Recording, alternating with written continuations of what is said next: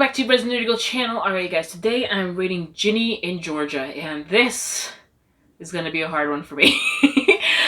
Alright, because for this particular show, I really loved the first half. The first half of the show, I was very solid, made sense, okay, and then the second half, it just gets really stupid.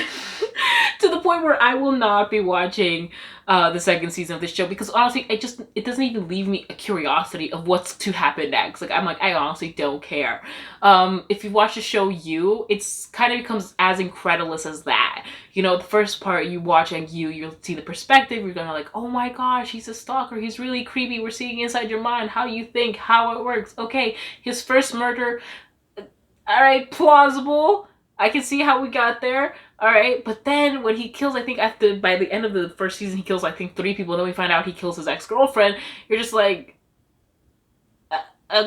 you're just like, it's just not believable anymore. It gets stupid, and that's how I feel about Ginny in Georgia. It just got really stupid, really fast, and it's so disappointing because the show had so much promise. Because it really was, like, a lot of people are claiming, like, kind of like Gilmore Girls, right? They were like, oh, you know, it's also about a mother and daughter, a mother who had her daughter young, you know, in this case, they're giving her also a little brother.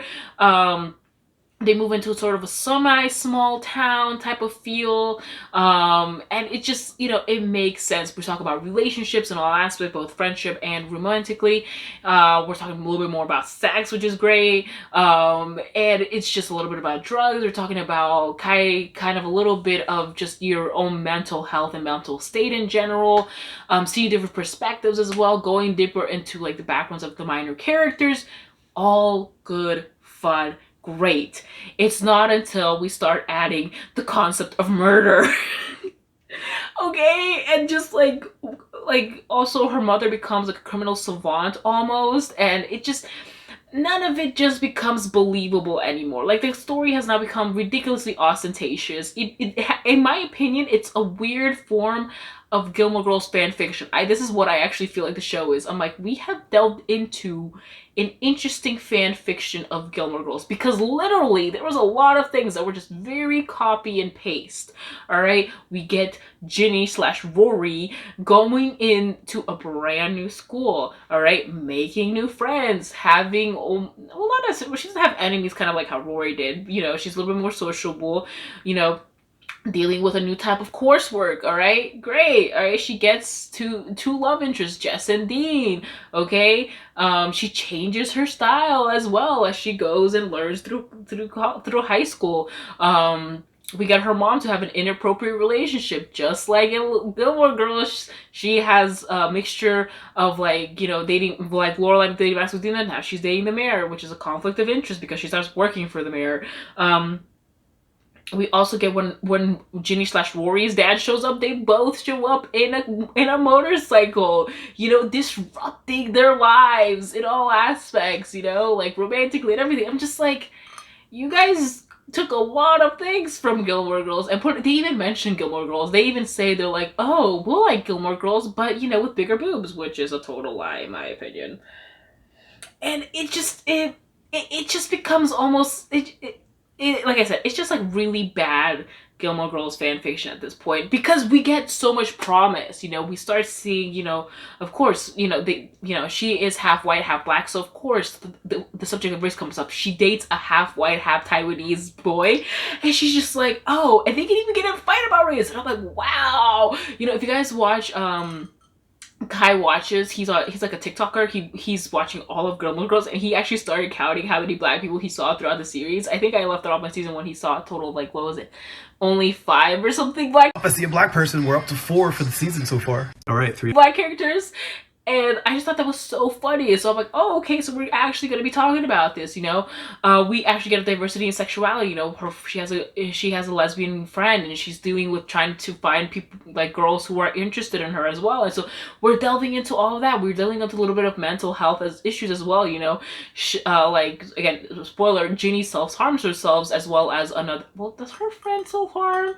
Her friend, there's something going on with her friend. I don't understand that scene too well, you know? I think she just, like, has body dysmorphia, depression, and other stuff going on with her. But anyways, again, so all very teenage angstiness, you know, and you get there, right? And then you dealing into Ginny's own sexuality in the sense where like she has her first time and you're like, oh, and it was very dramatic, and she was just like, she's also sexting, and I'm like, again, very believable, a very like, like I'm like, wow, we've all been there in both scenarios, like in that awkward state, and also like the day after,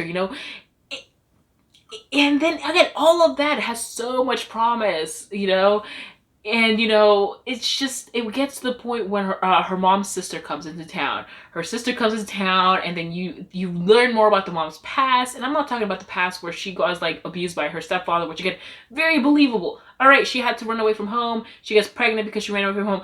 Fine, fine, fine, fine, fine. It was like the point where we find out that she has killed, I think at this point, what is it now? Well, I thought she killed her stepfather, but apparently she just like destroyed his hand. So I guess she's killed two people and messed up her father's hand, and like has now like kind of run like money schemes all over the country. And I'm like, you're gonna get to the point where people are gonna find out about this. She's currently like embezzling money from the mayor's office, and I'm like, you're gonna find it. So I'm like, the only way that this show is gonna go. Oh, also, big spoiler: her daughter runs away with her brother at the end of the movie, at the end of the series. And I'm like, the only way that's gonna go, it's called Ginny and Georgia, which means George is gonna come back somehow, right? She's gonna come back into town, and then George is gonna be like, oh, what's going on? She's gonna bring her, and then they're gonna catch George is gonna like, they're gonna capture Ginny Georgia either for murder, for embezzling money, something's gonna happen, and then who's gonna take care of the kids?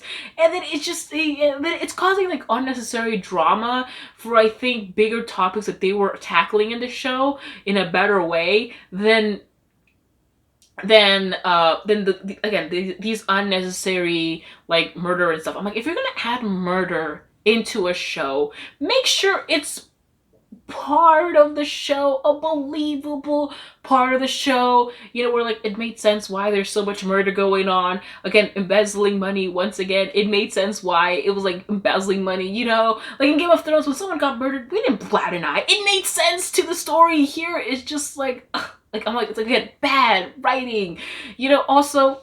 Another thing, once again, in Ginny and Georgia, one of the biggest things that like was going on was Ginny's love life, right? She was dealing with these two guys, Hunter and Marcus. Okay, I'm not even gonna go delve into their own characters and why I kind of don't like either of them. She ends up being with the one that I think we're rooting for, which is Marcus. Which is Marcus. She finally ends up with him, and then she leaves him, and I'm like, I don't even care about your relationship, because honestly, you clearly don't necessarily know what you want, and I don't care what you want anymore, because you're just like now doubting your mother. Like, honestly, she was just so ungrateful to her mother. Like, I'm like, clearly your mother has given you time and proof again about why you should trust her. And even Ginny supposes the reason why, because by then Ginny suspects that her mother killed her stepfather. Okay, her mother is just kind of like, oh, well, the reason why, well, that you killed my stepfather is because he was about to, like, sexually abuse me. Like, that's where it is. And yet she still runs away and is upset at her mom. And I'm like, you're just really a bad child. And it's just bad writing and almost uncharacteristically of Ginny. And honestly, over dramatic. And in not the good over dramatic. Not like a telenovela. Like where, even in a telenovela, when someone dies, like it's a very dramatic moment. What is gonna happen next? People go to jail for said murder, There are repercussions for the murder. And just all the murders that her mom has supposedly committed or attempted to commit or something, just seem to have like dwelled away, and so do her like money crimes and money laundering schemes. So I'm just like, clearly there's gonna be something that's gonna happen to you, but it's just disappointing because you just seem to be like a poor girl who's just trying to start the side hustle, and again, it just doesn't make you actually want to know what happens next, because I'm just frustrated with the writing, because again, they deal into so many good themes and then they just drop them. So this is nowhere near Gilmore Girls. It cannot touch Gilmore Girls. It wants to. It even makes references about Gilmore Girls, and I'm like, you can't go on it like at all. And so the last thing I will say is Tay being a little bit over dramatic about that random comment in the show. Like, honestly, if it wasn't for the fact that like the whole drama ensued about that, I wouldn't even have noticed that comment. I would have been like, okay. It was just like I'm like, honestly, Tay, this show is gonna flounder without your help. You're actually making people want to watch it, because I'm not gonna lie, when she was like, I was like, now you got me curious. I started watching more on my For You page on YouTube and TikTok, and I was like, certain scenes, because there are good scenes, there are good moments. I'm like, I know why people are interested in the show. I know why people like it. Even I like the first half. After that, it gets stupid. I want to say it's like episode 7 or 8 where I would suggest you stop watching, just because there's just no point.